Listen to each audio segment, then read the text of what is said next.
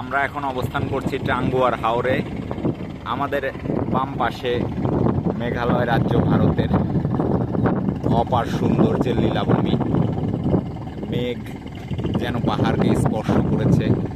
অপর পাশে আমাদের প্রিয় মাতৃভূমি বাংলাদেশ, বাংলাদেশের ছোট্ট গ্রাম মেঘালয়ের পাহাড় এর পাদদেশে অবস্থিত। আমরা টাঙ্গুয়ার হাওরে হাউস বোটে ভ্রমণ করছি। অত্যন্ত